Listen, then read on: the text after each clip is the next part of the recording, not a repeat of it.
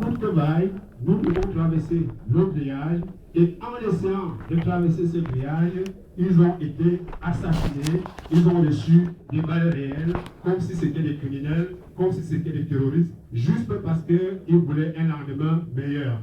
C'est à partir de cet instant qu'on a entendu tout ce tapage médiatique, tout ce tapage que le monde entier a commencé à parler de la problématique de la migration et d'où ces tendances, parce qu'aujourd'hui, j'ai aussi l'habitude de le dire, la migration, c'est devenu comme un métier. D'où cette multiplicité des associations, d'où cette multiplicité des ONG, d'où ces, je ne saurais comment vous dire, ces sociétés qui travaillent dans la problématique de la migration, mais en fait, le problème reste toujours le même, celui où on stigmatise l'étranger, où l'étranger est classé comme des personnes de seconde zone.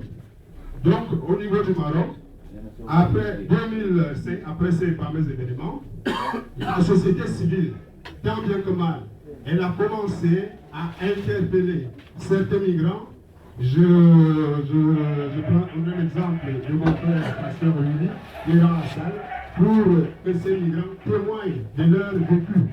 Et d'où on a vu pour la première fois la sortie des subsahariens pour dire nous vivons au Maroc, nous sommes des frères, le Maroc est en Afrique, il faut à tout prix que les Marocains nous soutiennent dans cette lutte.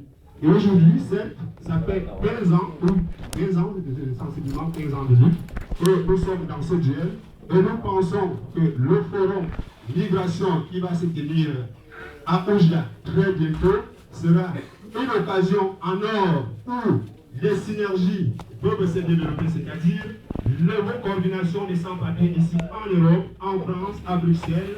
On va se lever tous pour dire nous sommes tous des personnes en déplacement. Que ce soit des Marocains qui sont en France, que ce soit des Camerounais qui sont aux États-Unis, que ce soit des Français qui partent aux États-Unis, nous sommes tous en déplacement, nous avons tous les mêmes problèmes, nous avons tous les mêmes difficultés, nous avons tous les mêmes besoins. Et pour ce faire, il faudrait que le Maroc commence pour une première fois à reconnaître que ces gens qui sont sur son territoire, certes ils veulent aller en Europe, mais on peut aussi les régulariser. Parce qu'en fait, on ne peut pas demander les droits sans reconnaître les droits des autres. Merci, j'ai beaucoup bavardé.